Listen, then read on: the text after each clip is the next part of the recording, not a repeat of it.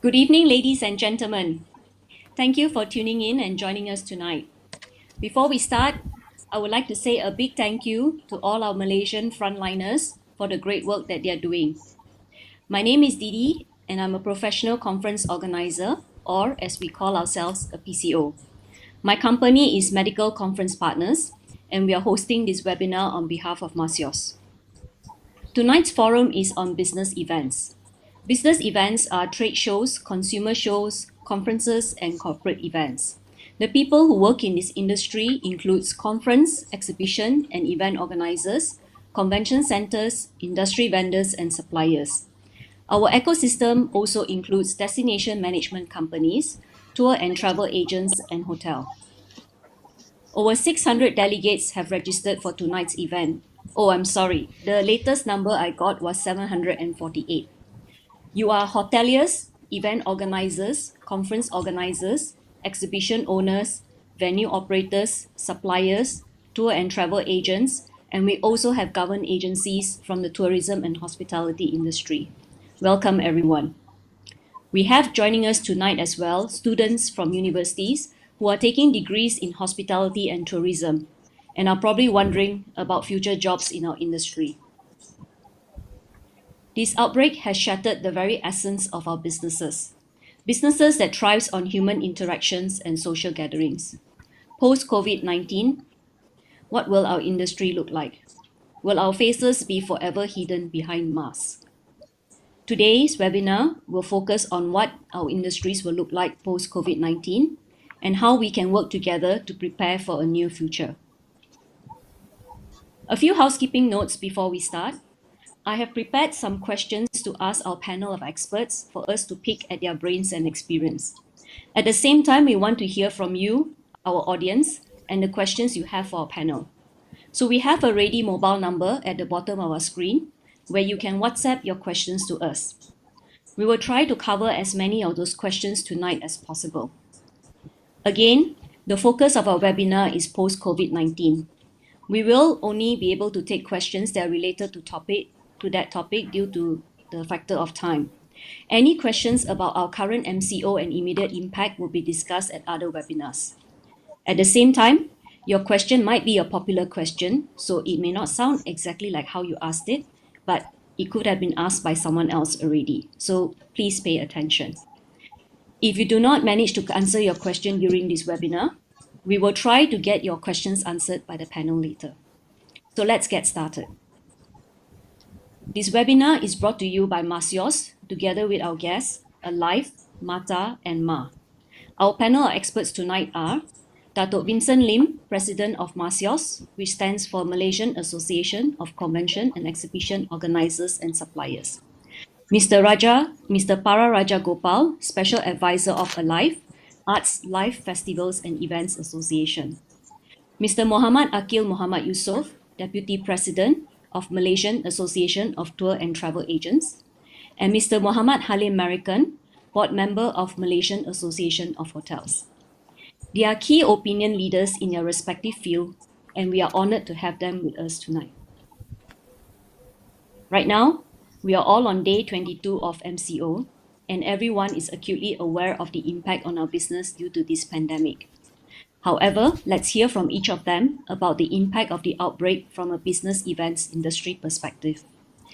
Datuk Vincent, would you like to start first and share with us a bit about the impact that this has had on the BE industry in Malaysia? Okay, thank you, Didi.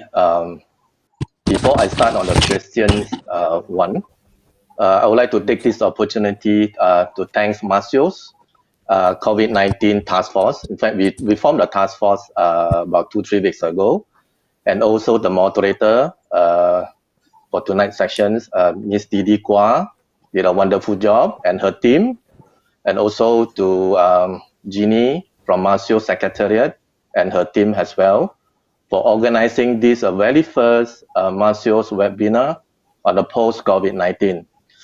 In fact, we just launched this since yesterday, and surprisingly, really exceed our expectation. I just heard from Didi mention that we have about 780 audience is joining us for this webinar. Thank you so much for all your joining us. Now, usually, this is the norm for most of the people having happy hour at this time at 9 p.m.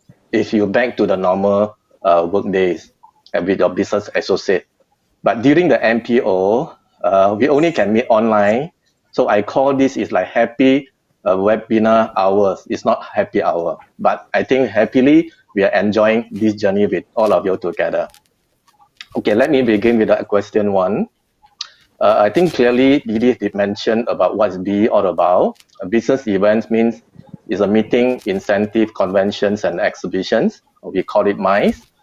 It's an important part driving the Malaysian economy forward.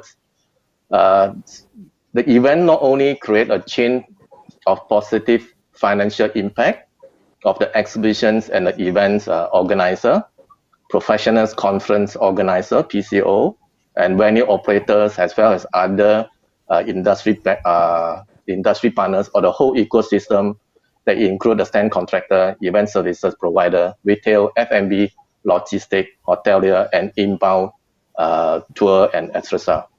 Just to share a little bit about what we have recorded for our survey. We have recorded about 1,014 business events were reported in 2018. And this business event contributed to a total of close to 50,000 international attendees for meeting, incentive, conference, and exhibitions. Also a total of 1/million local attendees for the same MICE industry. So you can foresee this is a big, B is a big contributor to the national GDP on the tourism industry. So estimated also about 11.3 billion, those are direct or indirect business dealing or sales or transacted were recorded through our survey in year 2018. And we foresee 2019 should be the positive figure. We are in the mid of compiling, and we'll share with everyone perhaps in the 1 or 2 months time. Yeah, thank you, Didi.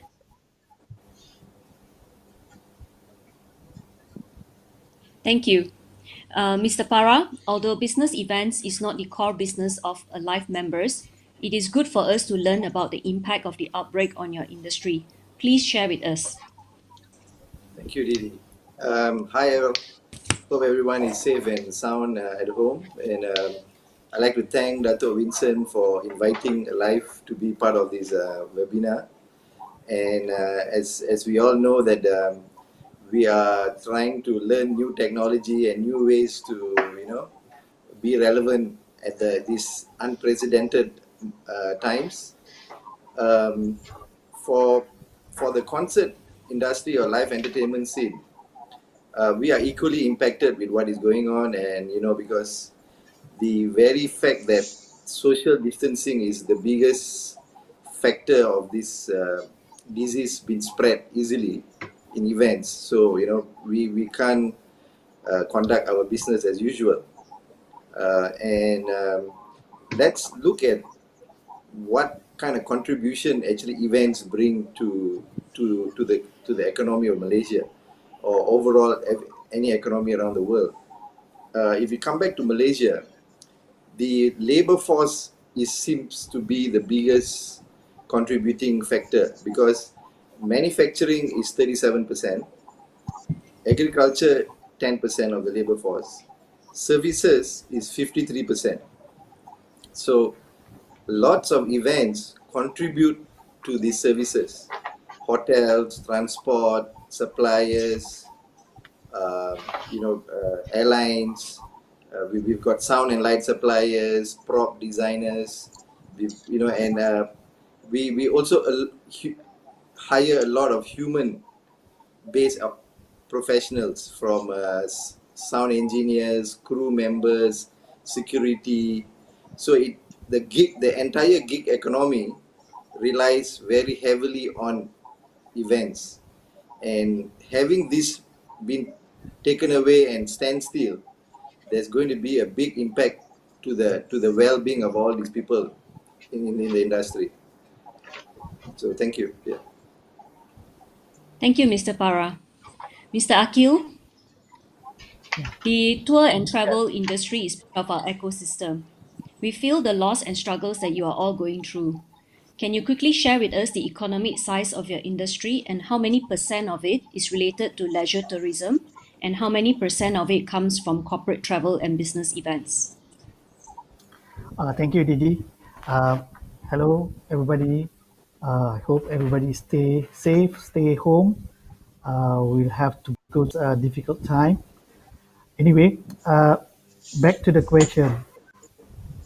We feel the travel agent business size is more than slightly more than 4 billion ringgit a year, and at the same time also it is more leisure than more corporate basically, due to we are receiving a lot of tourists to come in Malaysia.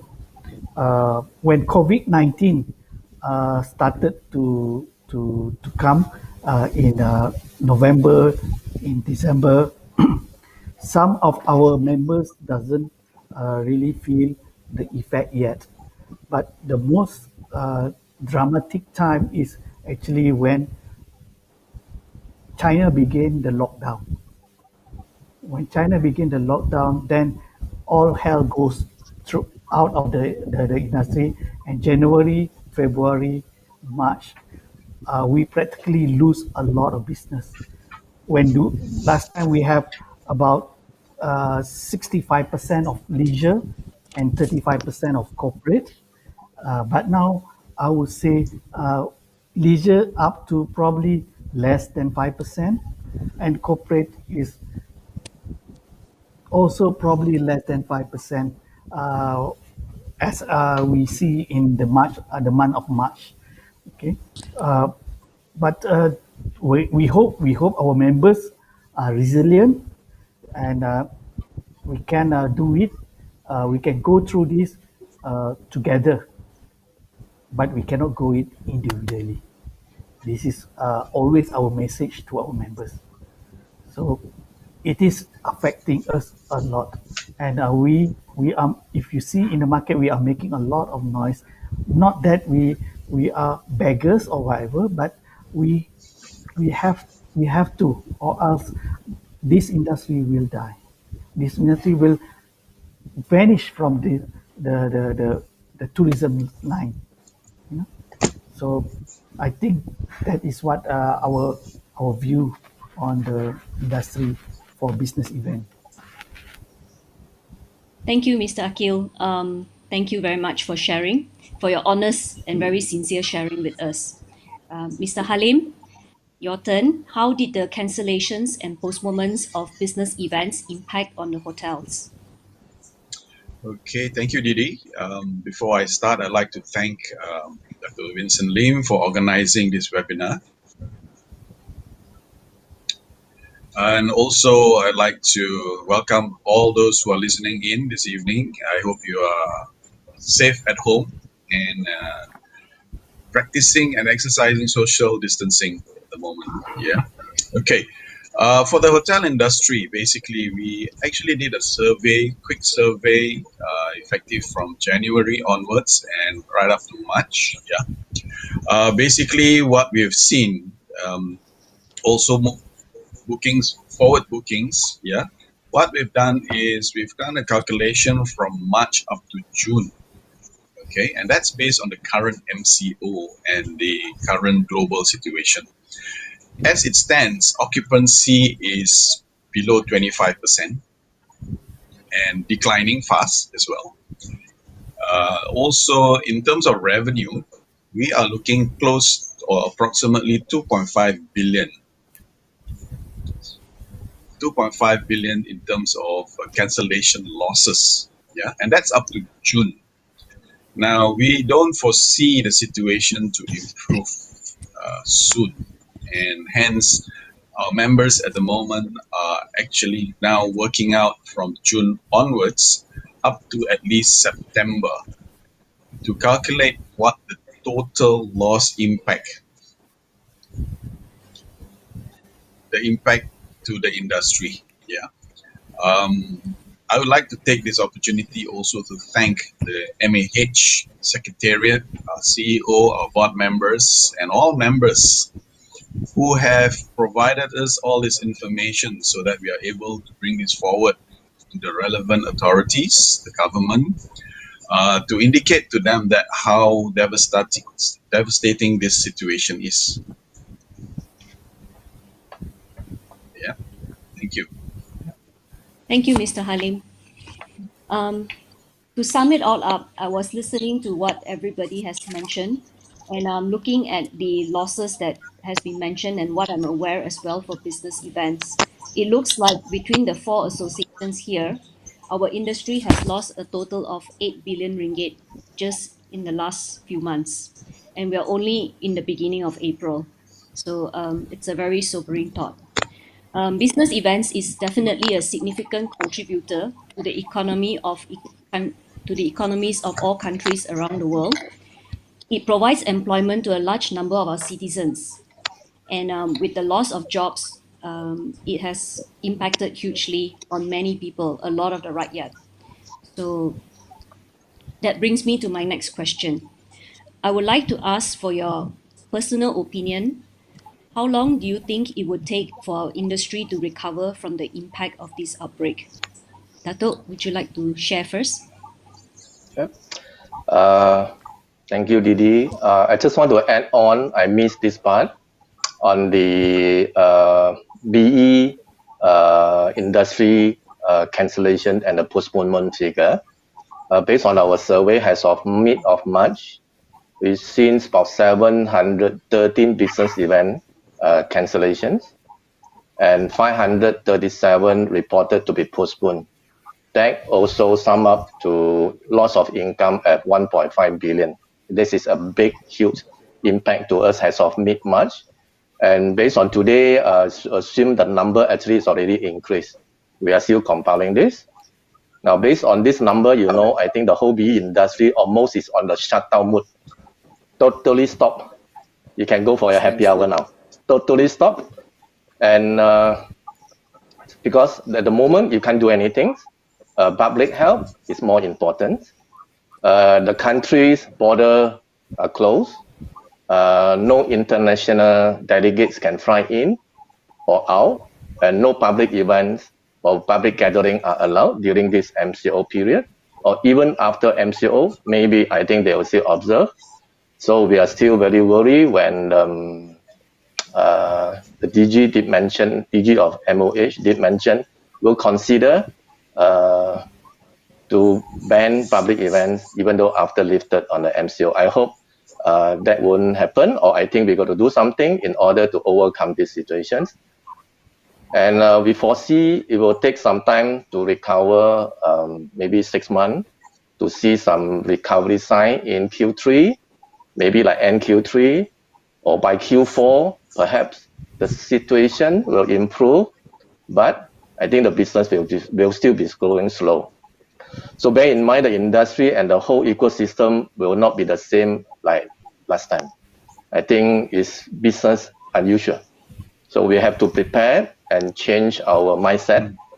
How can we retweet or reinvent our business into the new post-COVID-19? Yeah, I think that is part of the thing that we have to be aware of. Yeah, thank you, Didi. Thank you. Mr. Raja, your turn. Yes, I totally agree with what Dato has said, and I think I have kind of like understood this, that we have to basically now manage and navigate through this period of uncertainties.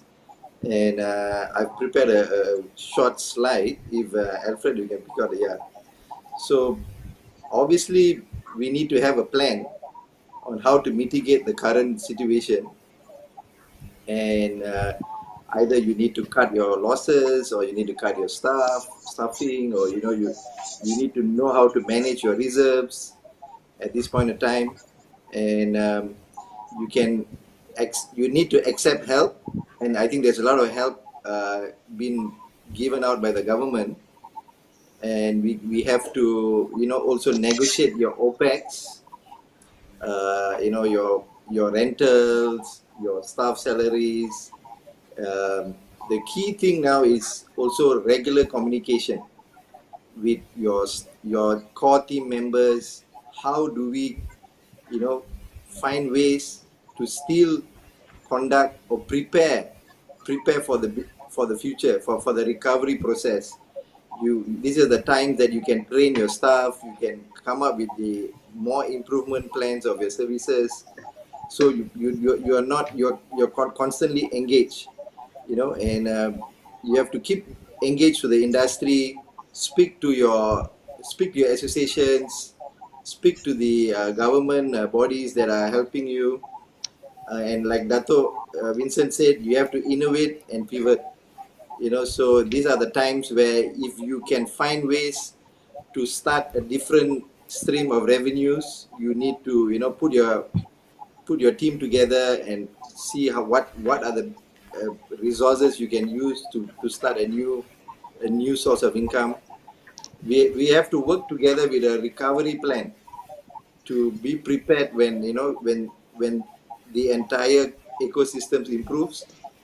And lastly, I think if we all come together and contribute to each other's survival, I think we will get through this. So this is the first phase of how we can navigate through COVID-19. And thank you, Alfred, for the slide. But the process of getting to the end of the tunnel is another, it's going to take an uncertain times, because firstly we need to contain the disease, and then we need to cope with the disease, and that's the time we need to have certain form of SOPs in events and in hotels and in venues, how we can conduct event during the coping period, and we can still conduct events safely, and that it won't become a cluster of spread for the diseases. We also need to build the confidence of the market, of the audience, of the government. So it's all the C's: contain, cope, build confidence, and then you might see some catch at the end of the tunnel to get back your business in order again. So I think that's my thought on how we can navigate this together. And we hopefully that this process will not take too long. We are also estimating the next 6 months, like maybe we'll be able to come back to business in October or November. Thank you. Thank you, Mr. Para. That was very good. And I really like your slides. I took some notes down as you were speaking as well. Mr. Akil, what do you think? Well, I think I will be a little bit more dramatic to some extent.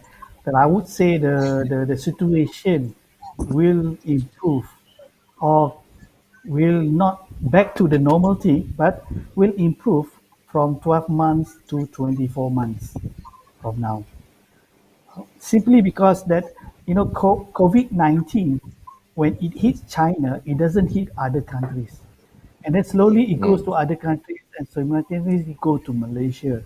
And also now, if you can see, it goes to Italy. Italy has, it's around at the same time now to UK and to US.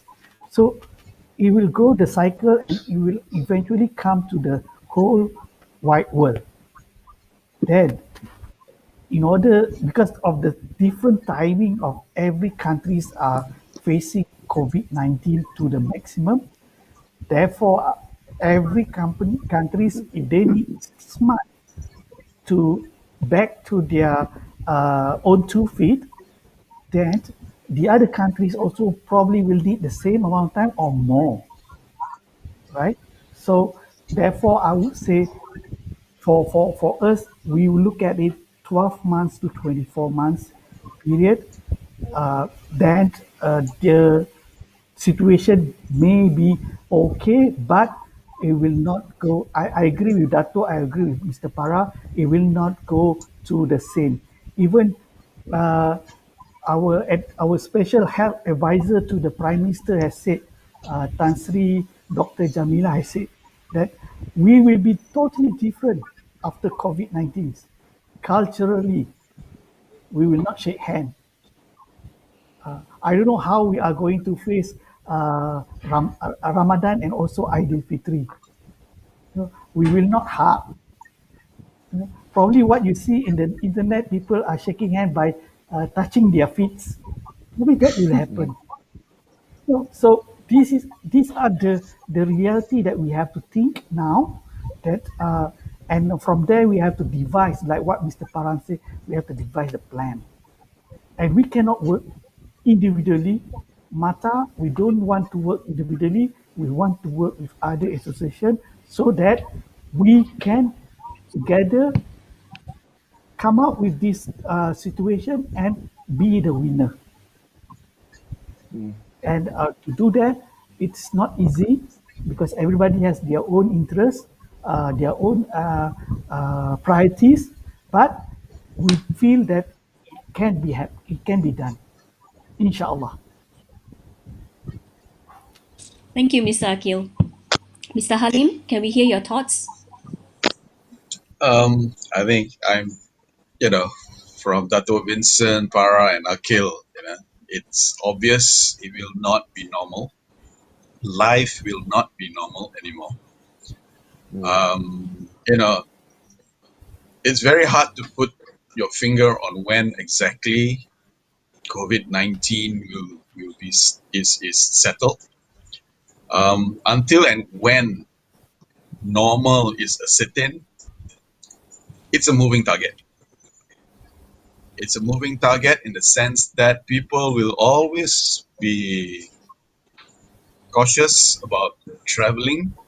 People will be very cautious about even going out to a restaurant or to a public space, right? It's very hard to accept the fact that life won't be the same. The way we work won't be the same. The way we travel won't be the same. Hence, I think the topic tonight about mindset shift is hitting it on the nail, where everybody now needs to realize, especially for BE or any other business industries, any industries for that matter, it will never be normal again. The next time somebody says, I've got a flu, it's COVID-19. And then we know it's a very naughty virus. It starts to mutate. I think if I'm not mistaken, the US is on strain 5 or something like that now. Yeah. It's mutating. And it's very hard to accept the fact that the next time we do our work, we'll be from an office, right? I think what a lot of people have learned now is working at home or from home might be the way it is now.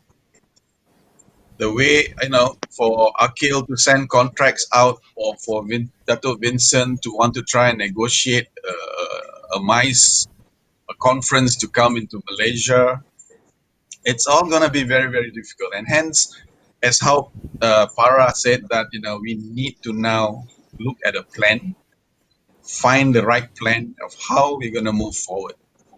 Yeah. SARS took us about 8 months to recover. Yeah. SARS, we didn't have people just dropping and dying, right?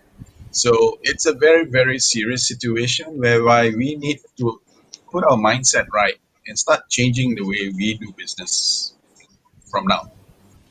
Yeah. Thank you. Thank you, Mr. Halim. Some very, very sound advice we heard there from that question. It looks like we are here for the long haul. And while some industries may be able to recover fast, for the travel and hospitality industry, definitely it will take a longer time to return. Okay. Our next question will be very interesting. Here, I'm asking you to look into your magic crystal balls and tell us what you think the future of our industry will look like post-COVID. What are some of the changes that we think that our respective industry will take post-COVID-19? Datuk, would you like to start again? Okay, thank you, Didi. I foresee, I think after the MCO lifted, assume somewhere May or whatever, I think we don't have to straight away jump to organize our own events, because we have to be very cautious and follow what guideline from MOH. And also we assume maybe the next, after lifted, the next 3 months, that you have to be cautious and take one step at a time to observe the situation. And for the Q3 or Q4, God's feelings, maybe, if I mentioned earlier, hopefully situation a little bit better, then I think we can start to organize the events.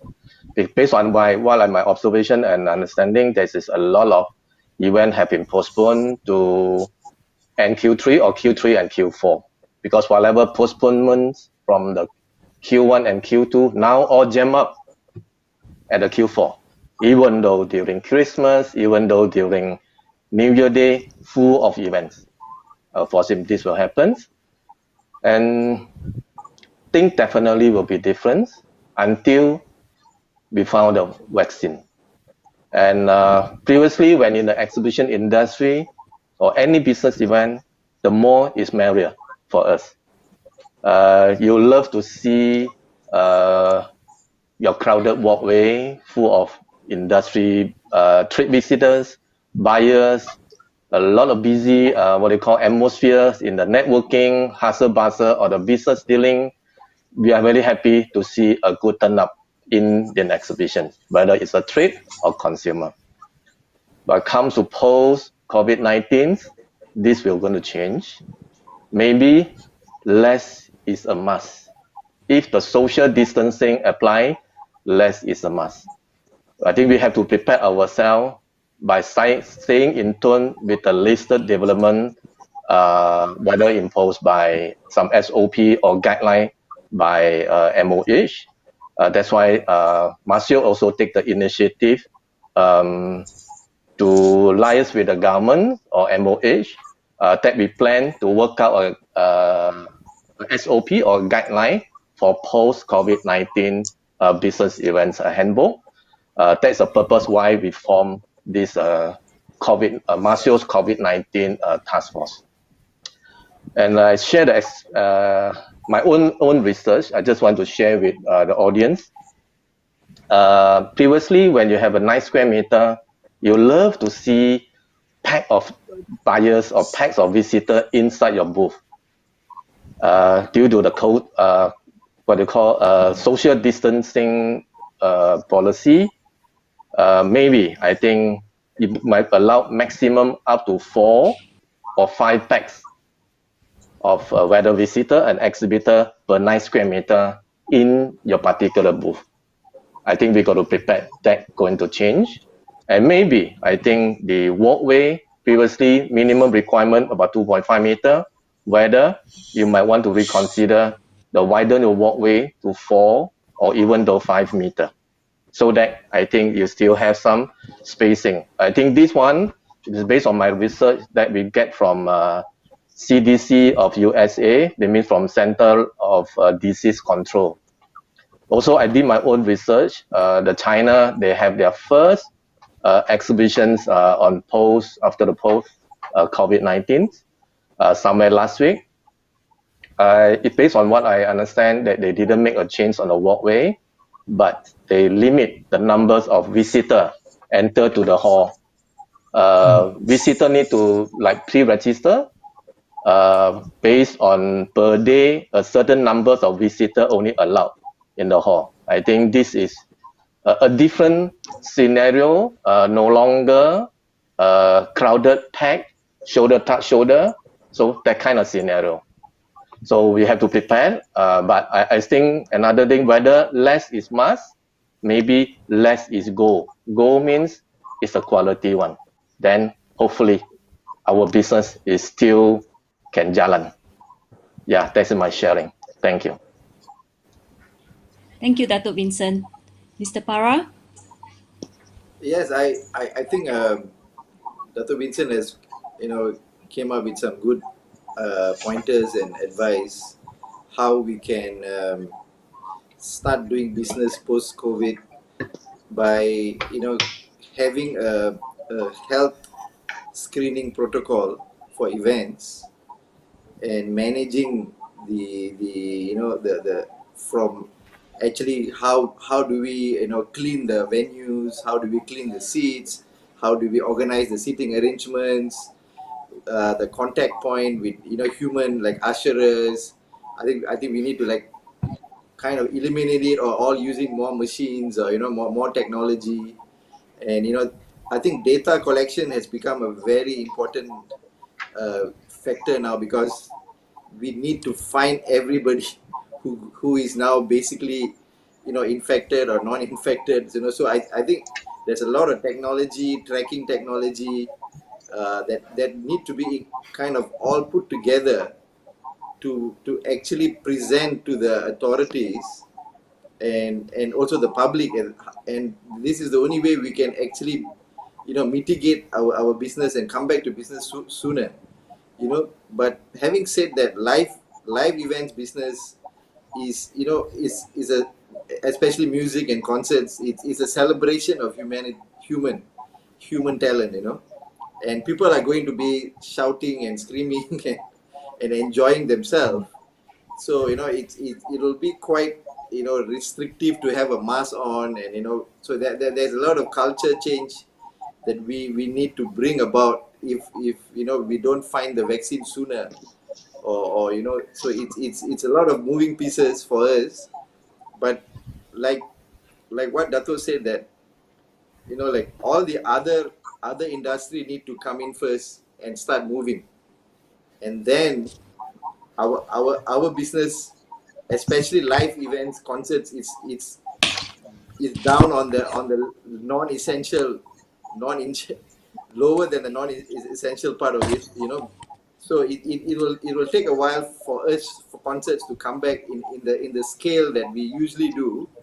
But we can start off doing smaller events, 250 packs, comedy shows, so, and we can organize it with all the protocols there.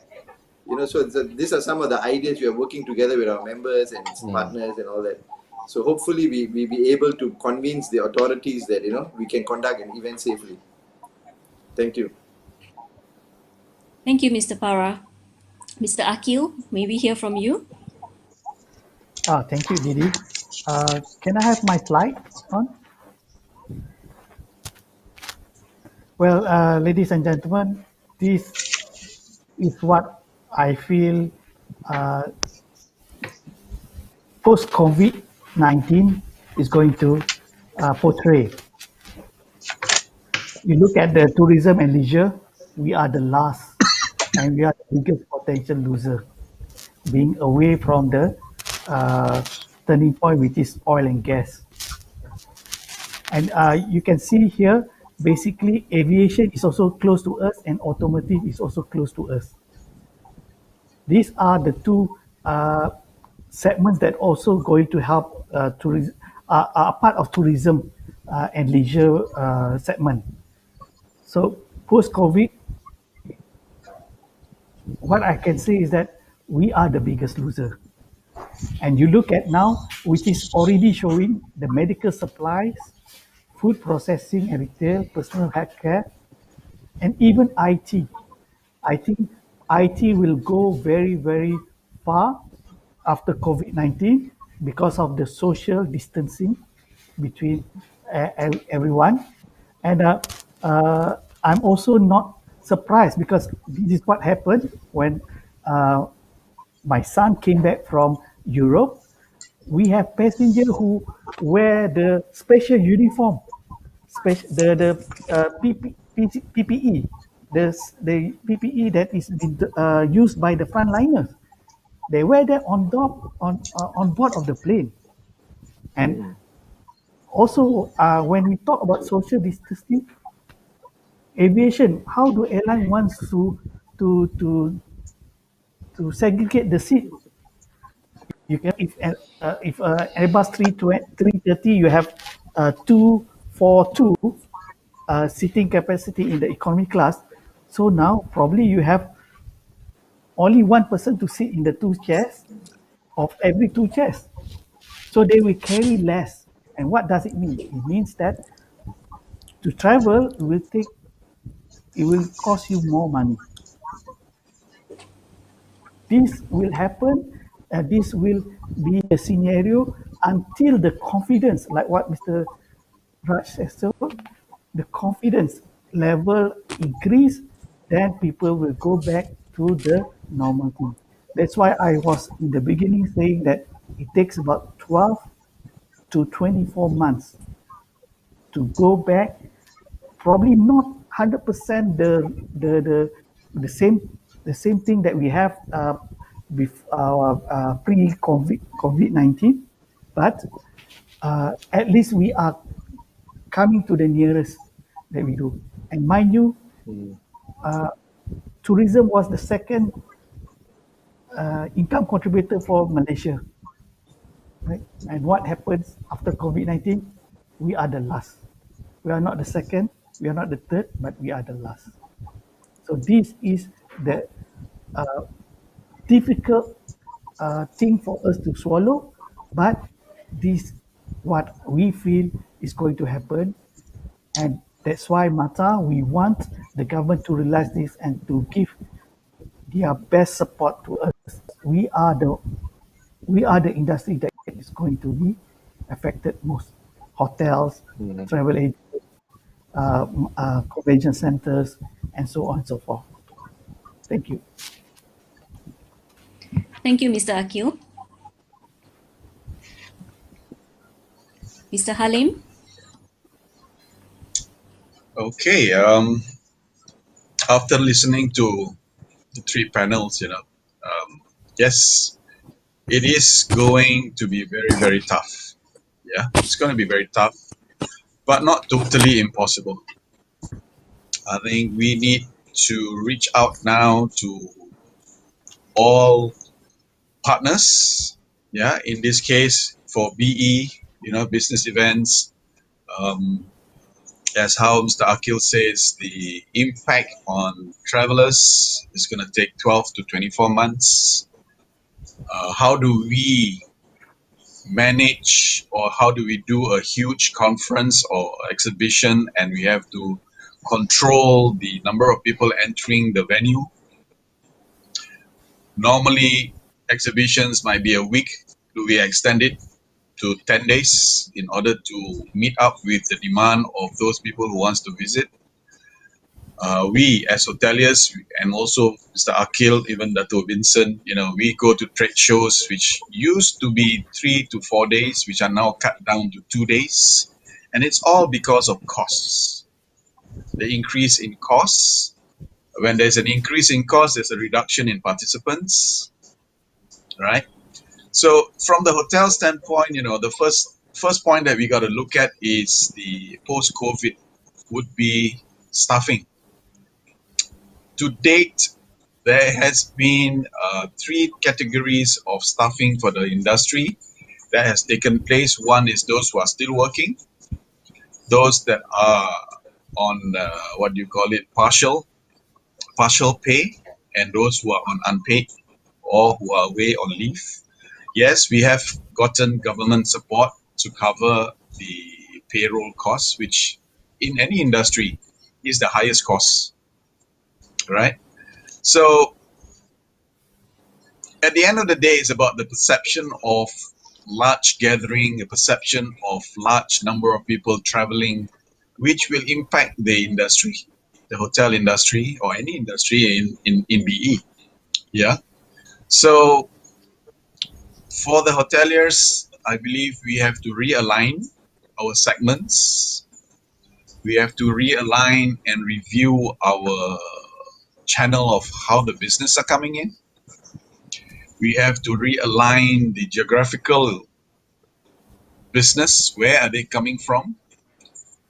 When we had SARS, we were looking at domestic for at least 6 months, and then we opened up to regional travel 2 months after and so forth, before we started looking at long haul. And even with long haul, there are a lot of skeptical travelers who say that is it safe to come to Malaysia? Is it safe to come to Southeast Asia? So Tourism Malaysia and Ministry of Tourism has come forward and said that there are some strategies that have put in place, mainly starting again with domestic market, So this may help the hoteliers, this may help the rooms being filled up, this may help the restaurants being occupied with the seats being occupied. But in terms of BE, business events, that's going to be a bit difficult. Yeah. Challenge. Again, as I said, it's not totally impossible. The day will come back where social gathering is going to be required. There will be a day where we're going to have to get together and start doing business again, business relations, partnerships. Yeah. But at the meantime, I think the mindset shift that has to take place is that for the industry to really, really look again at from inside, from within the business, and looking out. Survival is about looking at what's happening inside your own business, how you are using what is available, technology, manpower, resources, contacts, networking, right? And then moving into that direction. I think when we sum all the three panels points put together as what I'm also saying, I think this is a mindset shift that we have to agree upon, that this is the situation it's going to be for now, for the next 8 to 12 months. So my advice and the way I look at things is realign your segments, realign your channels of business, realign the type of business that you're going to come with or you're going to get, and then look from within, looking out to improve your business. Yeah, thank you, Didi. Thank you to our four panel speakers. It sounds like we actually have a lot of work to do. In fact, it's not really a break for our industry. During the MCO time, I'm sure many of us are actually having a lot of sleepless nights thinking about our business, how to pivot it, and how to reform the businesses. So all the advice that you shared there, very useful. And I hope that a lot of our viewers tonight will take a lot of notes and have something to work with. We'll come to the next question. And we have actually been receiving a whole lot of questions that are coming in. The questions are coming in non-stop. It's good. Where it's good to know that these questions are coming in. And actually, for our viewers, a lot of the questions you're asking us, we will be covering as we go along. So please be patient. Your question or the topic that you're asking about will come up. Okay, so we are answering questions from the audience in between the questions that I'm repeating right now. Okay, someone asked, how do we come together as an industry to overcome this challenging period? Perhaps for this question, we would like to ask Mr. Halim first, and then followed by Mr. Akil, then Mr. Para, and finally Dato' Vincent. Well, thank you, Didi. I think the first step is we cannot be greedy. Let's be honest to ourselves that in the tourism industry, in the hospitality industry, in the business events industry, we need each other. We need to sit down together and come to a point and agree to say that it's everybody's business. The pie is there, and we need to share this pie equally. I mean, at the end of the day, when we talk about BE businesses where there's MICE involved, Dato' Vincent's team, or even yourself, Didi, your company would go and meet up with the travel agent. You go and meet up with, Para's team to get the entertainers. You'll talk to us hoteliers. You'll talk to the airlines to try and bring in 3, 4, 5,000 people to move them into a city like Kuala Lumpur or Malaysia, even for Kuching or Sabah. Everywhere there's a convention center. And there's still convention centers being built in Malaysia, right? So we need to share that pie. We need to be able to compromise with with the stakeholders on. You cannot have everything. We need to have some. You need to have some. Let's split this up and let's be fair to everybody. It needs to be a fair playing game, a fair playing field whereby you are able to now work together, sit down and say, this is what I need. Dato Vincent or somebody from the MICE or what do you call it, the travel agent, wholesalers, Akil, they might go and they try to bid for a conference to come to Malaysia. And that's a lot of money that has to be laid out before. And the conference may only come into Malaysia maybe 3 to 4 years after. But the capital needs to come out now in order for you to bid for that huge conference, right? So we need to be fair, and we need to go to the PCOs or the DMCs and say that, okay, I'm willing to give so many room, and this is the specific rates I can offer, right? And they should be able to know that I can accommodate 4,000 people, right? They should be able to know that MATTA, through the ground handling, is able to provide me the coaches. Sorry, I'll repeat that. MATTA may need to come up with the coaches. So that pie needs to be shared, and we need to work together towards this one common goal. It's not about MACEOS or ALIFE or MATTA or MA. It's about Malaysia being a destination. We lose out a lot to Singapore, to Thailand, right? To Jakarta now, and even to Manila. We lose out because we don't make Malaysia as a destination first. Once you achieve Malaysia as a destination and people know that, hey, there are lots of things to do in Malaysia. Logistically, they are fine. Infrastructurally, they are fine, right? Technology, they are fine. Accommodation, we've got all level of accommodation, 3, 4, 5, right? They have choices. So moving forward, this is what we need to do. Yeah, working together, jointly, one common goal, making Malaysia a destination first before we move into talking about your business, my business. Yeah, hope that answers the question. Thank you. Thank you. Oh, it's really good, and a lot of hope in there in that message as well. Mr. Akil? Yes. Thank you, Didi. I totally agree with Mr. Halim. In order for us to bring in the tourists back, that we need to work together. I remember those days when Tan Sri Sheikh Abdul Qadir, he was the tourism minister. We opened up India market. We were losing big time with Singapore during that time. Singapore was having about 27 flights a week. We are only having about 9 flights a week. So Singapore has 3 times flights a week.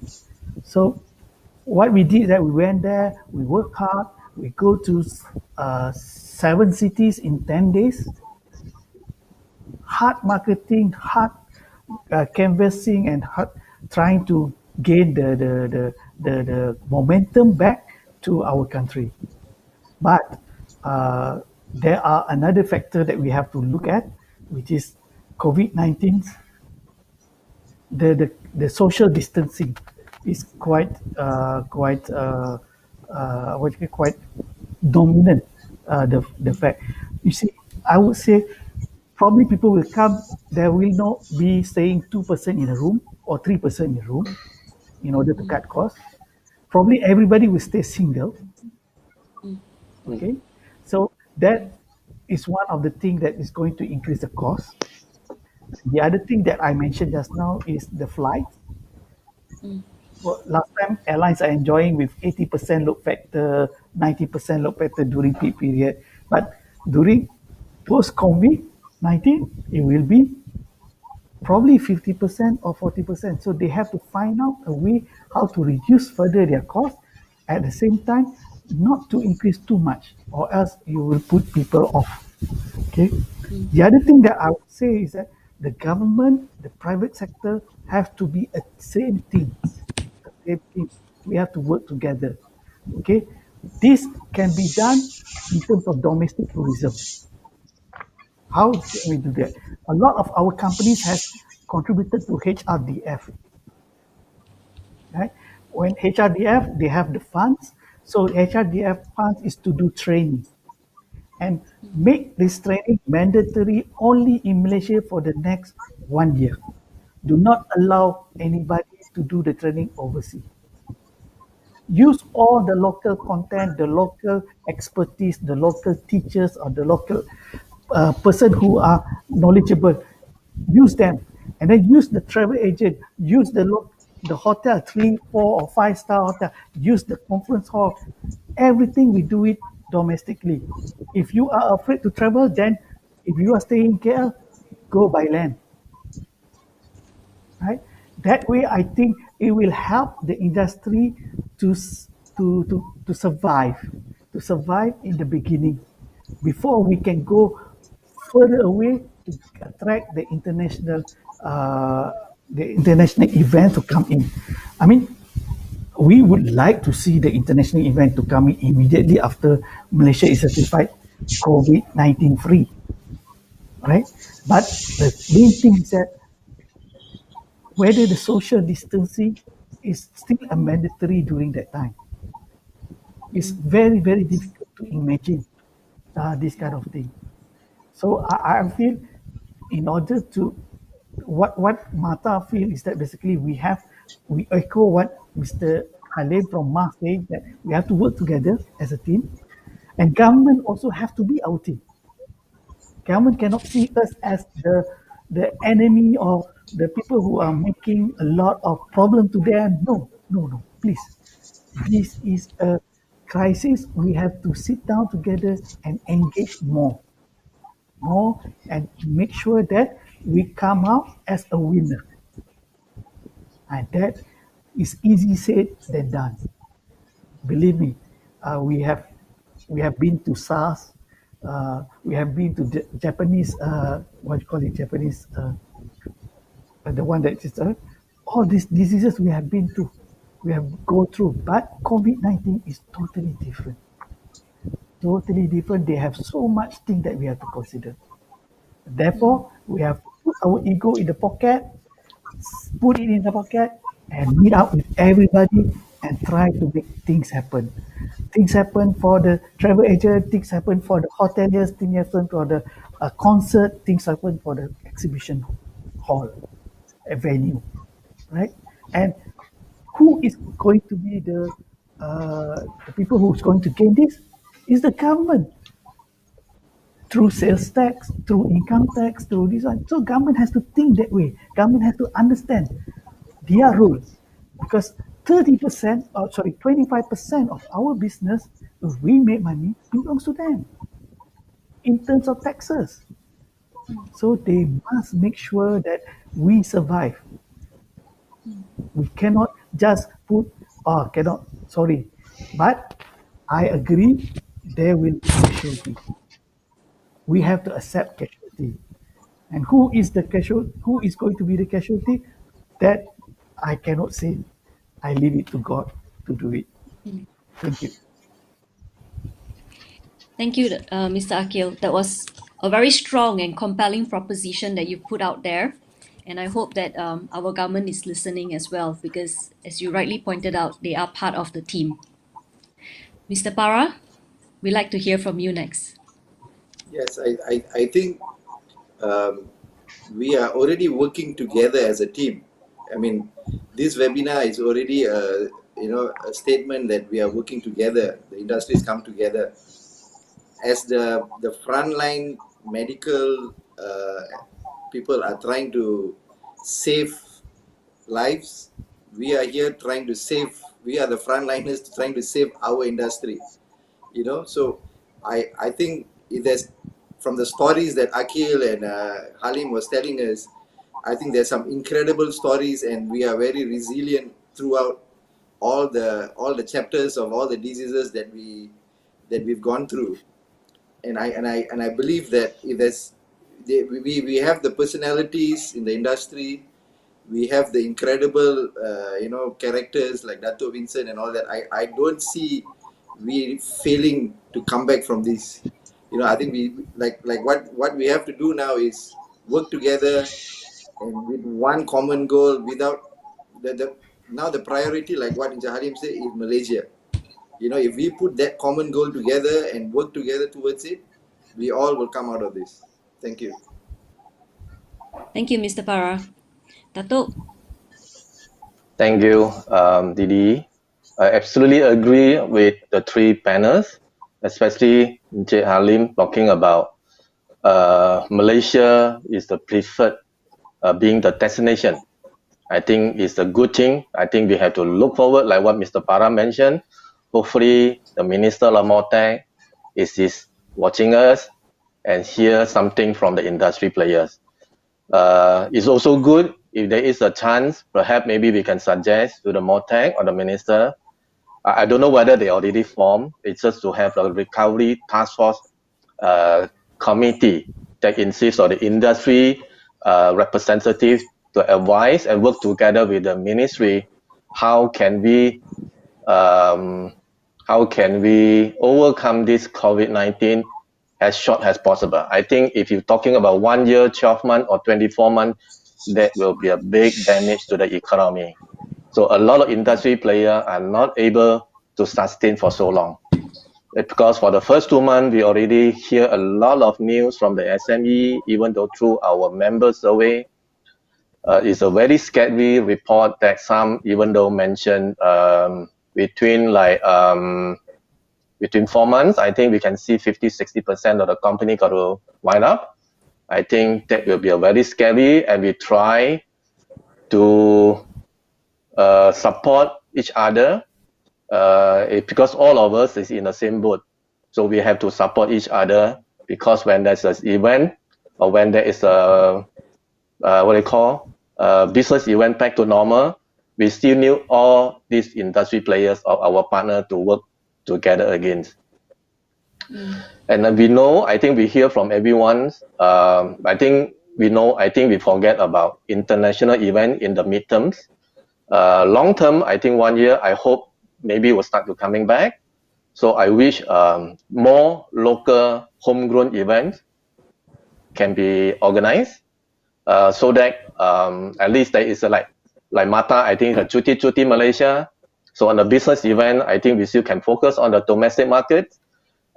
Local homegrown event is to start to nurture the homegrown event from small. I think it will be grow into the regional, and one day it become an international event. I think MICET people is also with us today. I think they can know how important of the promoting or nurture the homegrown event for the benefit of the nations.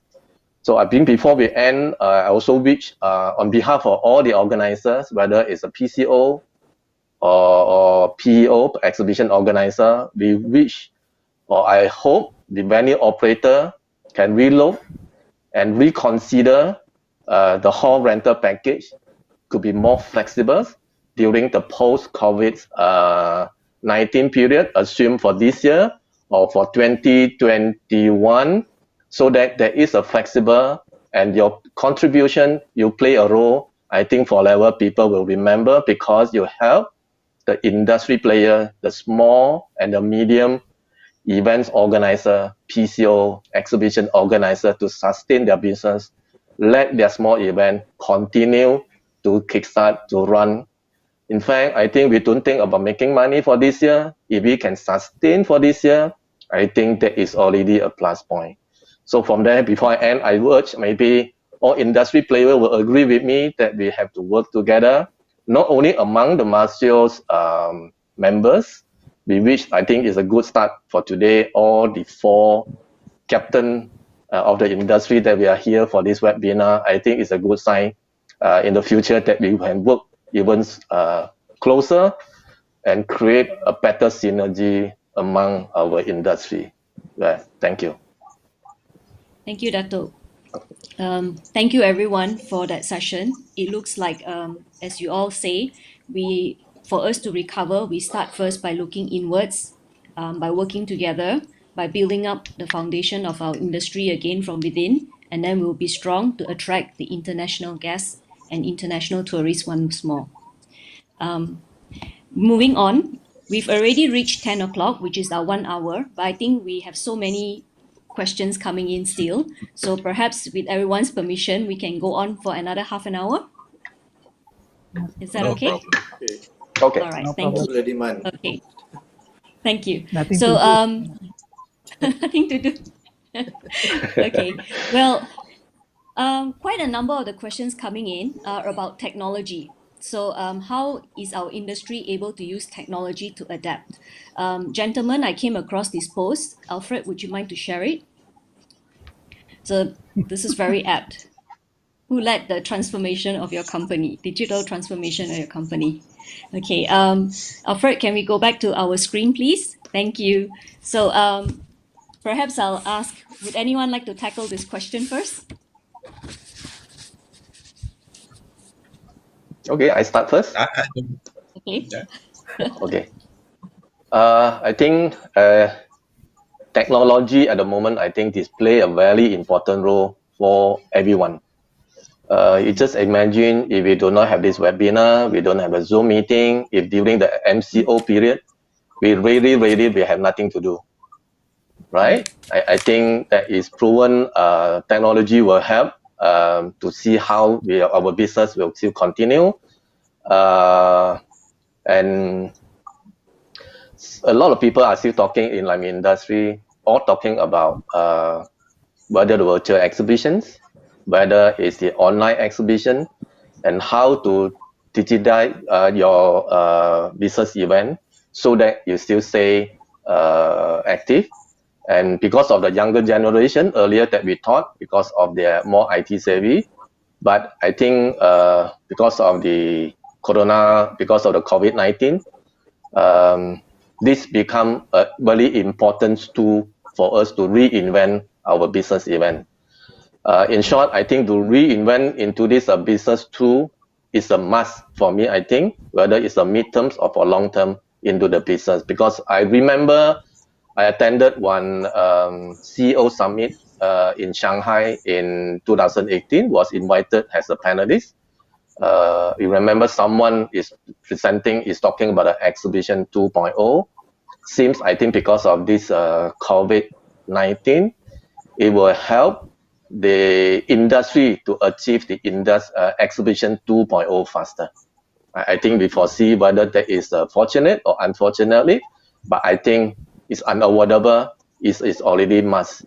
Like I just wanted to share, like human body, you have, if not mistaken, I think you got 200. Assume it's 250 pieces of bone.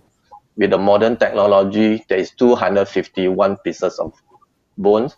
Another pieces is whether it's your laptop or it's your mobile phone. It's always attached with you. So with that, thank you very much. Thank you, Dato'.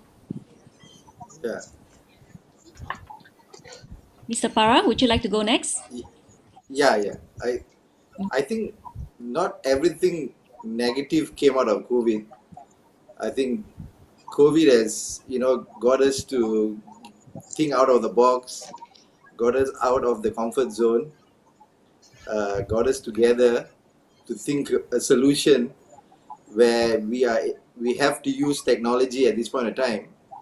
So, technology is how we're going to reshape and re-innovate our business.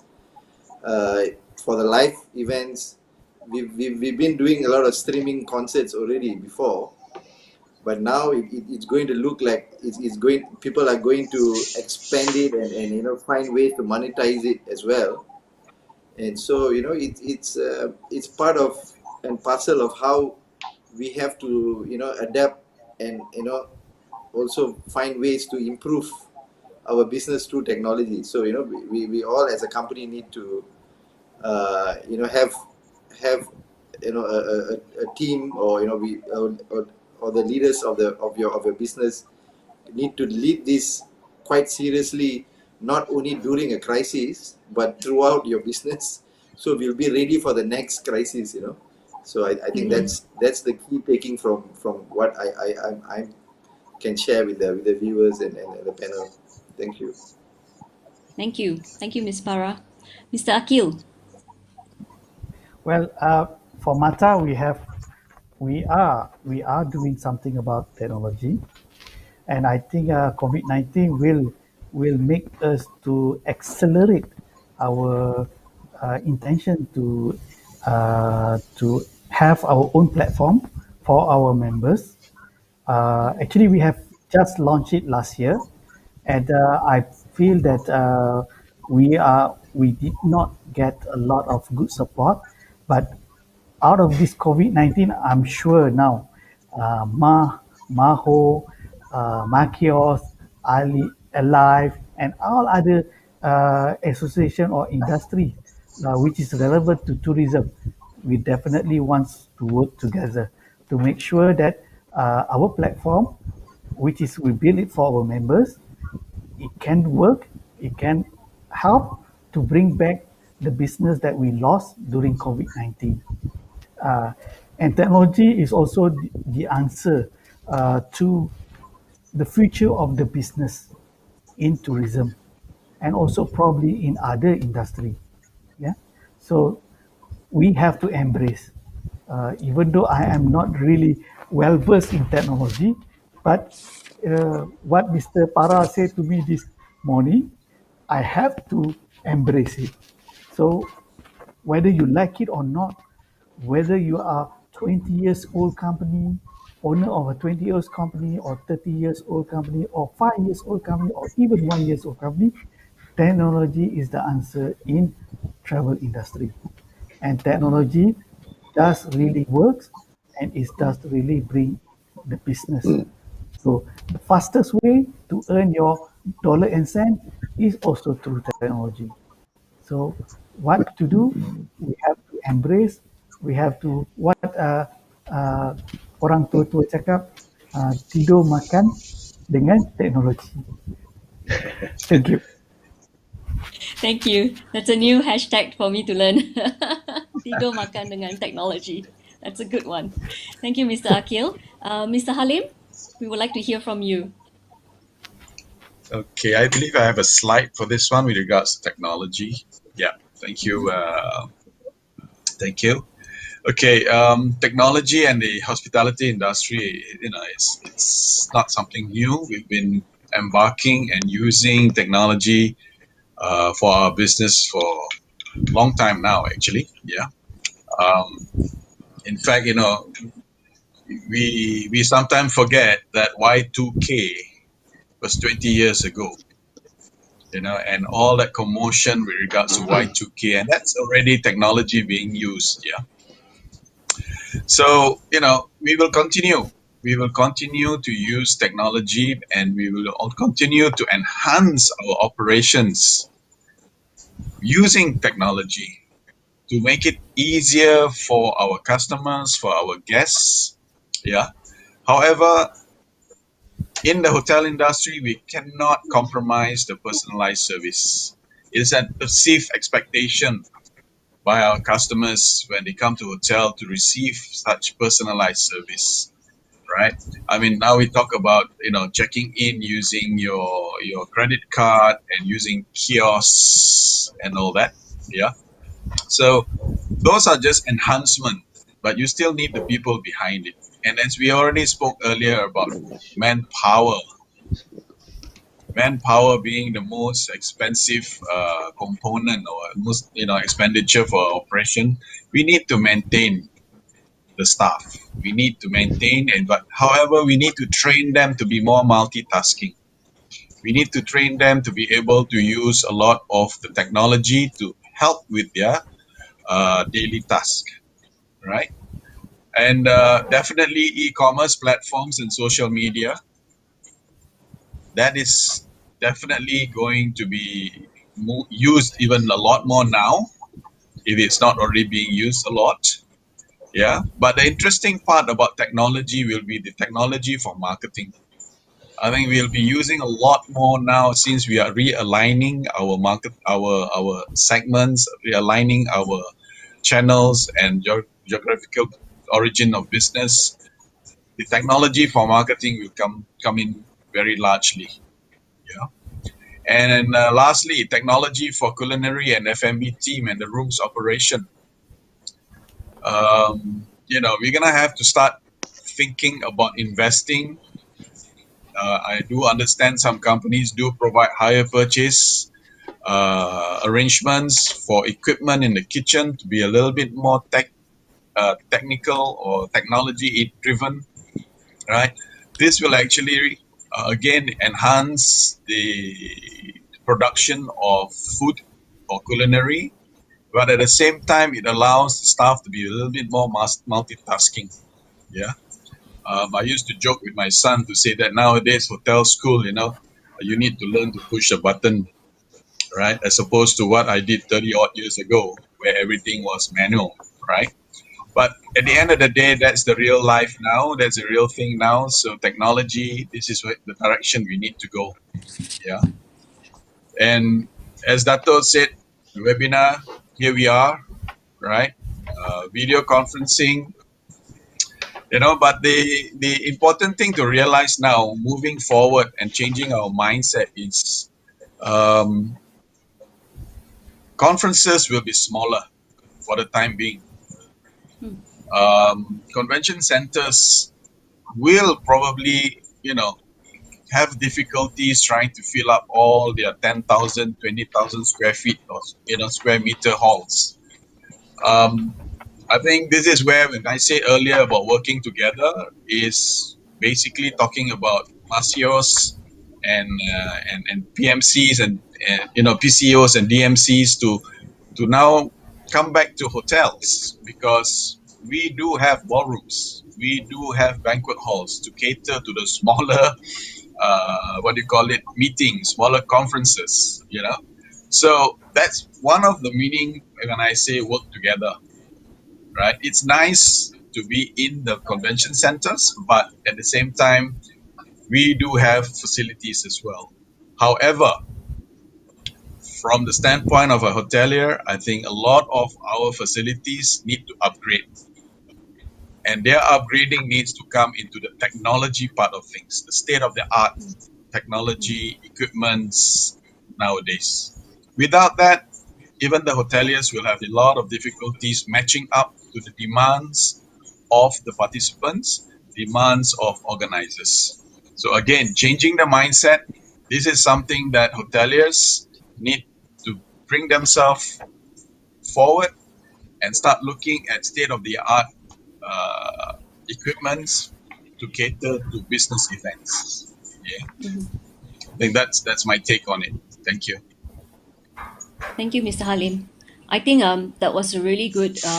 You gave some really good points.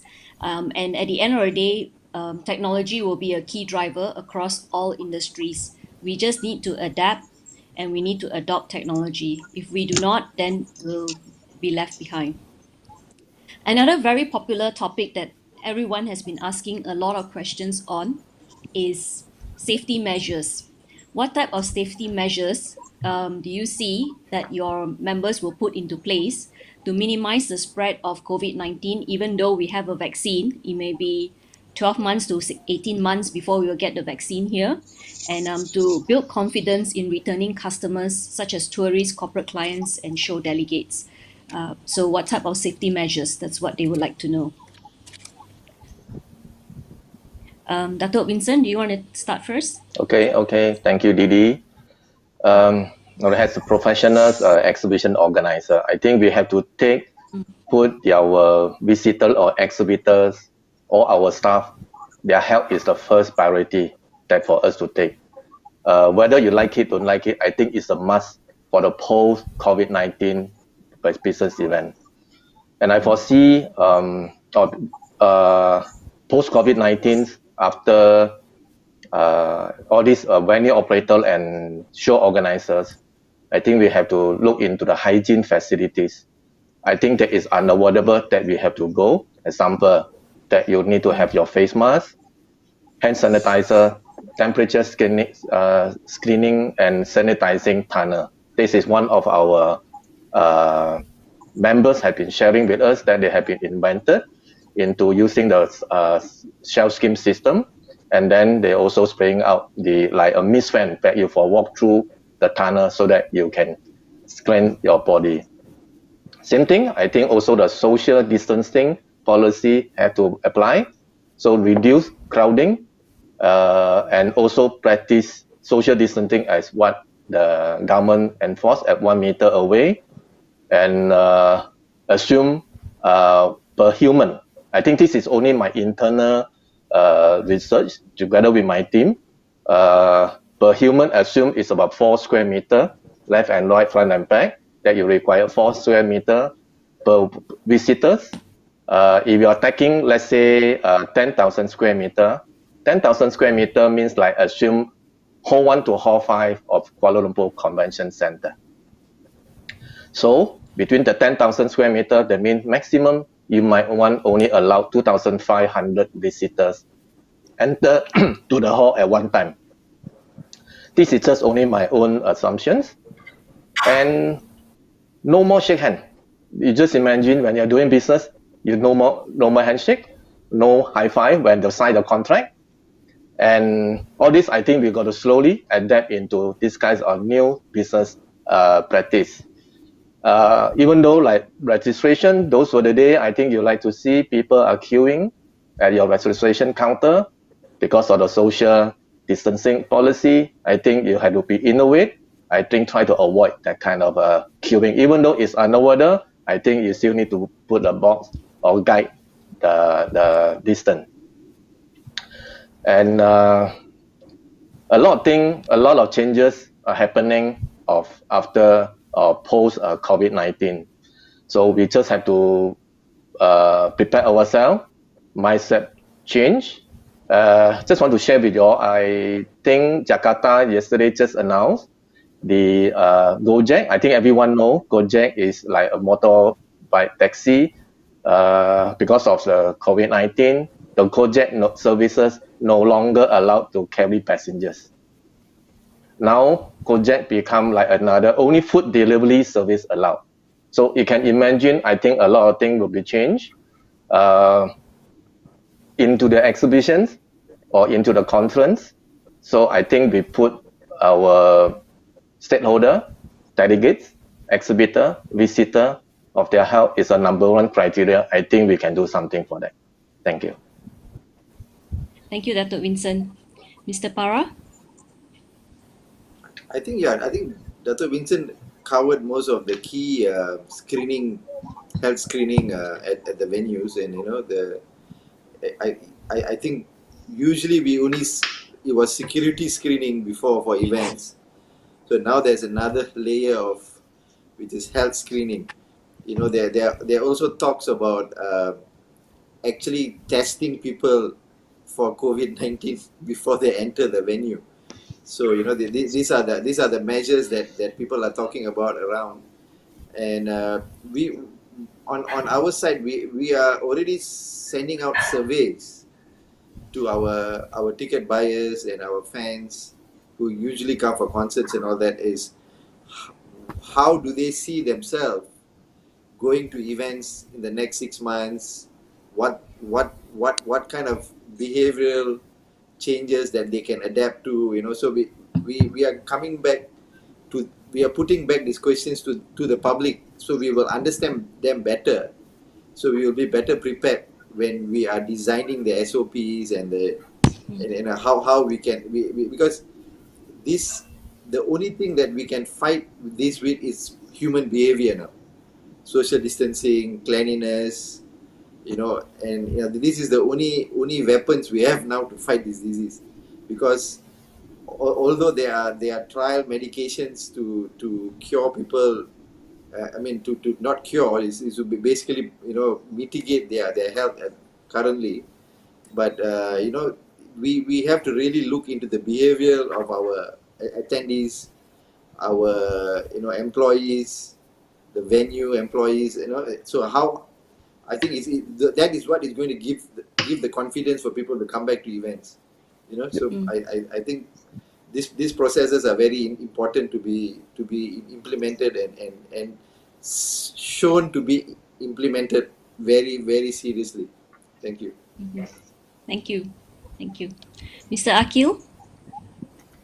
Well, health and safety is the most important thing for human nowadays, especially after COVID-19.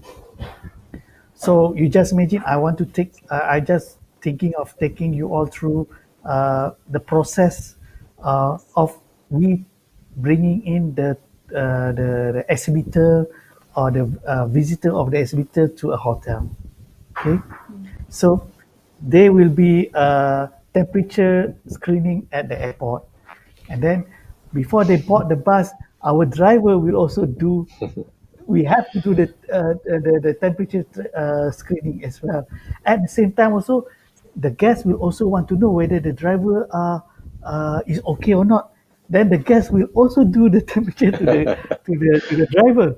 I mean, we can see this is going to be uh, very funny sometimes to some extent, but this is the measure that we need to do to some extent. You know, I read something that in Italy the doctor find out that why the cases are still very growing up is because they wear shoes. The virus stay in their shoes. They wear shoes in their houses. So they did not clean Think the up the ones. shoes, clean up the body, the shirt they wear, the trousers, but the shoe they left it. They did not do it properly. So that's why the virus spread easily in Italy. So what does it mean? It means that it really value the safety and the health of our visitor and exhibitors. We have to do way beyond our imagination that what we are doing now. We have to do something like what I said, the driver of the bus also you need to do. And then social distancing in the bus, probably 4 seat, one person. If a bus with 40 seats, you can only carry 10 people.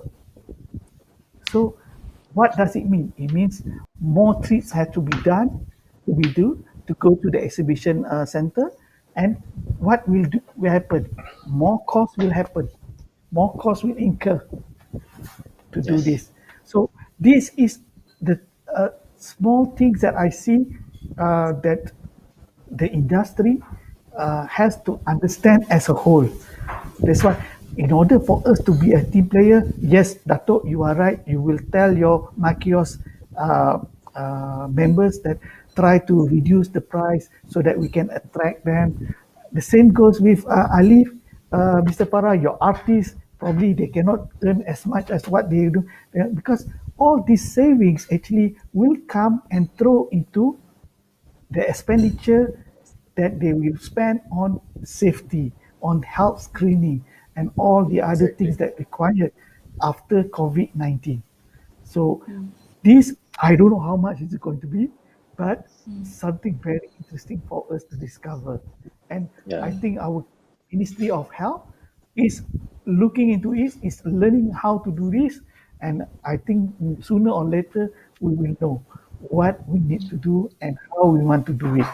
And mind you, probably if we were to do this, we may be the example country in the whole world. Then that will increase the confidence of the visitor, international especially, that they know that they can do the conferencing, the exhibition in Malaysia because we are very detailed in our health screening, in the safety of the exhibitor. Thank you. Thank you. Thank you, Mr. Akil. Mr. Halim, we'd like to hear your wise Okay. words. I do have a slide for this, Didi. Yeah. Okay. Yep. Um, Even during the pandemic, pre-pandemic situation, our hotels have started with stringent sanitization practices for both staff, guests, and also to the suppliers and vendors. Yeah, I think what we have to realize now is that how Previously, we were doing businesses when the suppliers deliver the items to the loading bay, the receiving guy receives it, and then he takes it to the storeroom or sends it to the department directly. As how we are doing with our own groceries nowadays at home, we will have to sanitize these items. We will have to leave it outside for a period of time in order for the virus which may be coming into contact with these items to disappear. And only then we will be delivering these items to the store or to the departments. So that by itself, has already changed the way we are normally doing things. Yeah. We talk about sanitization of the staff and guests, but I think as we know, there are a lot of ways how the virus can come in contact with us. As Mr. Akil say, in Italy, they realized it was actually the shoes that they were wearing indoors. So these are areas that the hotels will have to start practicing as well. Apart from the fact of daily sanitization of rooms, public areas, yeah, those are all the things that is currently being done. There will be an increase in this area of care for our guests, our staff. Yeah. But one very major and important thing that, as the association has discussed, and currently we are looking into this in depth, is actually reviewing our SOPs and policies to address matters that concern safety and security. We are encouraging hotels which has got an OSHA committee or a hygiene department to review all their current SOPs and policies and start implementing and enforcing it. Yeah, it's about education at the end of the day. We need to instill proper hygiene and sanitization exercises with our staff, even with our guests. Many hotels have foreign workers. In fact, not only our industry, many other industries have foreign workers. It could be the security guards and all that. Education for these people is very, very important about hygiene, about how they used to just, spit on the floor or whatsoever. Yeah, I won't go into details with that. But all these are potential issues that can cause the virus to spread, right? At the same time, frequent monitoring of staff who may show signs of illness, to have them immediately checked up, and if quarantine is required or if they need to go home. A lot of staff in the past or even currently, if they have a slight fever, if they have flu, they still come to work. I think again the education needs to be applied here, whereby they need to understand that if you are not well, you need to go to the doctor. Yeah, that also applies to the management. They need to also understand that your staff may be having a slight flu. They need to be going to the doctor, and the doctor may give them an MC. So again, multitasking comes into play, whereby you should be able to operate should somebody needs to go or be relieved for a medical situation. Yeah. And lastly, when we look at daily sanitization of rooms and public areas, restaurants, as I mentioned earlier, currently gloves, chef's hats, are the requirements. But nowadays, I think we're going to have to include the mask for all culinary workers in order for them to be able to be, to make sure that hygiene and the safety of food handling is done. Training companies who are conducting food handling courses need to also review their SOPs or the training materials that they're providing to make sure that they cover this sort of topic, especially about sanitization and hygiene. Yeah. So I think this is the way moving forward, shifting the mindset of employees.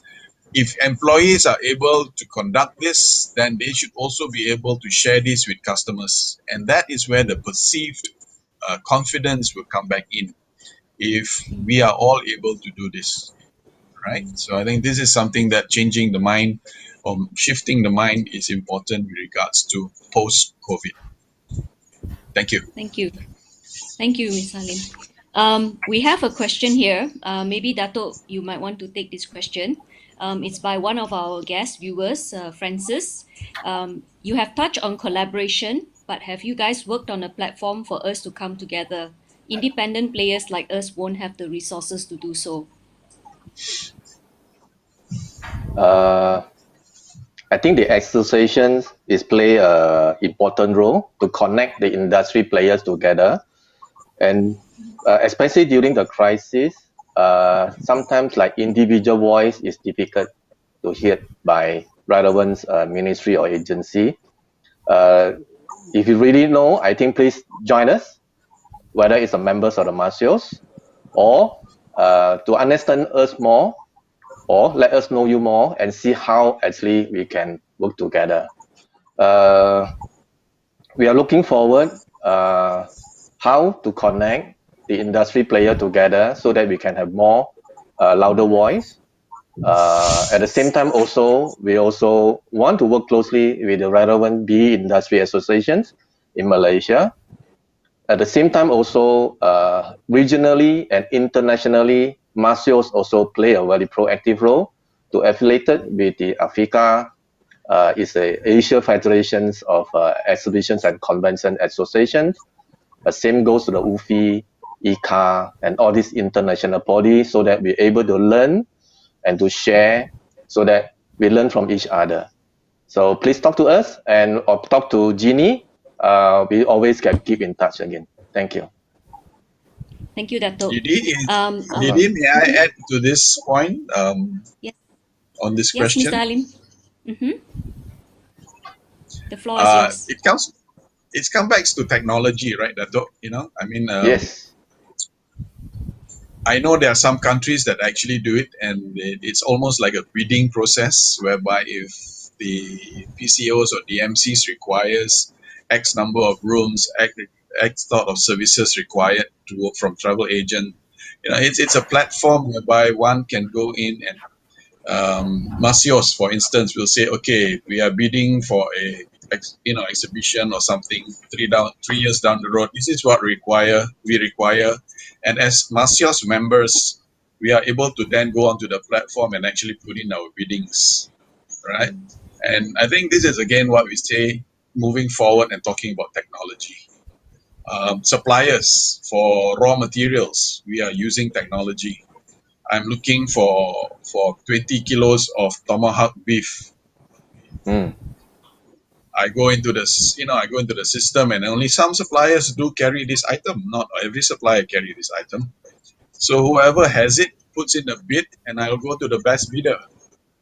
Similar, I think this is where technology will help when it comes to talking about connecting everybody together. Exactly. Thank you, Mr. Halim. That's a very good point coming in from a different perspective, but very relevant today in today's discussion as well. Thank you. So our final question, we've already gone past our half an hour, and this is, I think is very important. Is there any final advice for our viewers? Actually, there is also a question from the fresh graduates too. Do we have any advice for fresh graduates? So maybe we'll take this as the final question from everyone tonight. Mr. Halim, would you like to start first? Okay, I'll cover the question by the fresh graduate. I think it comes back to my opening statement, that this is the real world. This is real. Situations like this can happen. We don't know what else will come in the future. What sort of pandemic? What sort of virus? What sort of virus that can come in the future? As many of those who are aspiring to join, any industry, to graduate and get a job, I think we need to realize that, you got to start somewhere. You got to build up your exposure, your experience, and understand whatever industry that you want to come into, to clearly understand that things like this can happen. And when this sort of thing happens, how do I cope with it? All right. So, no doubt, as Mr. Akil said, we may be in the different league in terms of technology savvy, but it is our duty, it's our duty to learn it, to be at par with whatever that's happening current. Yeah.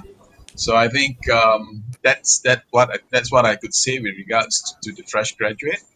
And as a parting message to everybody, I think let's minimize the spread. Follow what the government is doing. I mean, we get a lot of messages on our WhatsApp and any other social media. Again, some are real, some are fake, some can work, some cannot work. So at the end of the day, I think we need to use our own judgment and our own common sense to just contain the spread and reduce the curves. Hope life come back as possible. Yeah, thank you. Thank you. Mr. Akil? Well, whatever comes down will always comes up back. Whatever comes down, whatever loss, there's always an opportunity in between.